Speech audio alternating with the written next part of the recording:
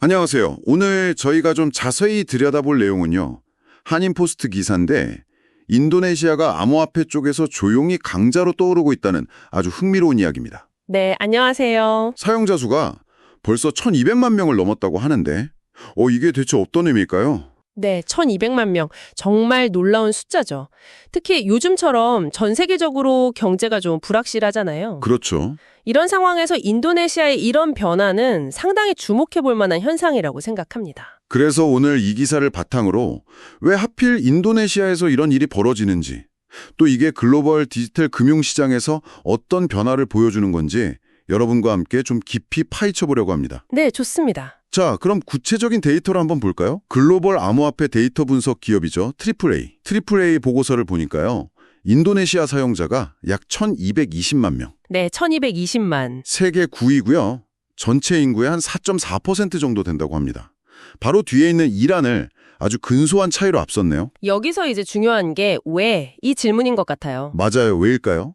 기사 분석을 보면요. 전 세계적으로 인플레이션이 심각하잖아요. 그러다 보니까 예전처럼 그냥 은행에 돈을 넣어두는 것만으로는 자산 가치를 지키기가 좀 어렵다는 인식이 퍼지고 있는 거죠. 아, 그렇죠. 가만히 두면 오히려 손해보는 느낌이니까. 네. 그래서 사람들이 더 적극적으로 뭔가 자산을 불릴 방법을 찾게 되는 겁니다. 특히 그 중심에 젊은 세대가 있는 것 같아요. 기사에서도 밀레니얼하고 Z세대가 스마트폰으로 디지털 투자 플랫폼에 쉽게 접근하게 된 걸 주요 요인으로 꼽더라고요. 맞습니다. 이 세대에게 암호화폐는 그냥 또 하나의 좀 더 익숙하고 접근하기 쉬운 투자 옵션인 셈이죠.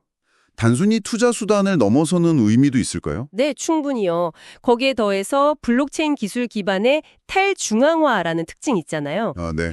특정 중앙기관 통제 없이 움직인다는 그 속성 자체에 매력을 느끼는 사람들도 점점 늘고 있다는 분석입니다. 기존 금융 시스템에 대한 어떤 대안, 이런 시각도 있는 거죠. 그냥 돈을 버는 걸 넘어서는 새로운 시스템에 대한 기대감 같은 거군요. 그렇죠. 그런 기대감도 분명히 반영된 현상이라고 봅니다. 그런데 인도네시아가 9위라는 순위, 이걸 좀 더 넓게 세계적인 맥락에서 보면 또 재밌는 점들이 보이는데요. 네, 어떤 점들이죠? 보고서를 보면 1위가 인도, 약 9,350만 명이고요. 2위 중국, 5,910만 명, 3위가 미국, 5,190만 명 정도예요. 뭐 예상대로 경제대국들이 상위권이긴 한데. 네, 그럼 정말 주목해야 할 부분은 그 다음 순위들, 특히 신흥국들의 약진입니다. 브라질이 4위, 베트남이 5위, 이런 나라들이 눈에 띄죠. 베트남이 5위요? 네, 특히 베트남은 사용자 수 자체는 5위인데 인구 대비 비율로 보면요. 이게 무려 21%가 넘습니다. 세계 최고 수준이에요. 와, 21%요? 잠깐만요. 인도네시아는 아까 4.4%라고 했잖아요. 그렇죠. 같은 동남아시아인데도 차이가 엄청나네요. 국민 5명 중 1명이 암호화폐를 쓴다는 거니까 이건 정말 대단한데요? 왜 이렇게 차이가 클까요? 그 정확한 원인을 이 자료만으로 딱 잘라 말하긴 좀 어렵습니다만 생각해 볼 지점이죠. 규제 환경의 차이일 수도 있고 아니면 금융 인프라나 문화적인 요인도 있을 수 있고요. 그렇군요. 더 큰 그림에서 보면요. 상위 10개국 중에 파키스탄이 6위, 필리핀 7위, 나이지리아 8위 이렇게 다른 신흥국들도 많이 포진해 있다는 점이 중요합니다. 아, 정말 그러네요. 상위권에 신흥국들이 많군요. 네, 이들 국가의 공통점을 꼽자면 기존 금융 시스템이 상대적으로 좀 불안정하거나 인플레이션 압력이 높은 편이라는 거죠. 그러다 보니 암호화폐가 일종의 자산 피난처로서 더 매력적으로 느껴질 수 있다는 해석이 가능합니다. 자국 화폐 가치가 불안정하니까 대안을 찾는 거군요. 그렇습니다. 이게 특정 지역만의 현상이 아니라 전 세계적으로 특히 신흥국을 중심으로 암호화폐가 확산되고 있다는 뚜렷한 증거라고 볼 수 있겠습니다. 그렇다면 이 모든 상황들이 인도네시아 그리고 더 나아가 동남아시아 지역 전체에는 어떤 의미를 던져줄까요? 그냥 순위가 올랐다. 이걸 넘어서는 의미가 있겠죠? 네, 그럼요. 기사에 인용된 금융 전문가들도 인도네시아의 시위권 진입을 동남아 시장 전체의 성장 잠재력을 보여주는 굉장히 중요한 신호로 보고 있습니다. 잠재력이 크다. 네, 전통적인 금융 시스템의 대안을 찾는 이 세계적인 흐름 속에서 디지털 자산의 역할은 앞으로 계속 커질 수밖에 없다는 거죠. 정부의 역할도 상당히 중요할 것 같아요.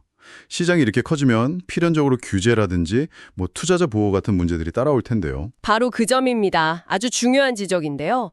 인도네시아 정부가 관련된 규제를 정비하고 투자자 보호 장치를 마련하려는 움직임을 보이고 있다는 점은 상당히 긍정적인 신호로 볼 수 있습니다. 아, 정부도 뭔가 준비를 하고 있군요. 네, 이런 제도적인 뒷받침이 얼마나 잘 이루어지느냐에 따라서 인도네시아가 단순히 사용자가 많은 나라를 넘어서 동남아시아의 디지털 금융 허브로 성장할 가능성도 충분히 점쳐볼 수 있는 거죠.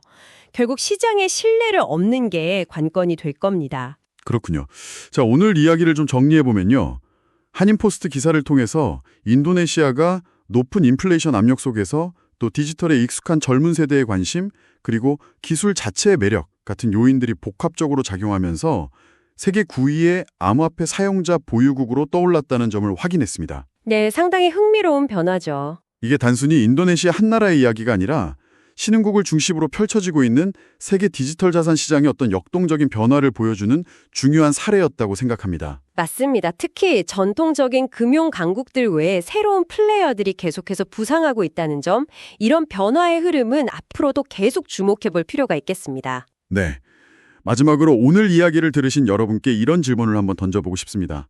저희가 이야기 나눴듯이 베트남은 인구의 21% 이상이 암호화폐를 사용하는데 인도네시아는 아직 4.4% 수준이거든요. 네, 차이가 크죠? 만약 인도네시아가 베트남처럼 훨씬 더 높은 보급률에 도달하려면 어떤 요인들이 더 필요할까요? 반대로 왜 그런 수준까지 도달하기 어려울 수도 있을까요? 뭐 규제 문제일지, 인프라의 차이일지, 아니면 문화적인 수용성의 문제일지 어떤 요인이 가장 결정적일지 한번 생각해 보시는 것도 재미있을 것 같습니다.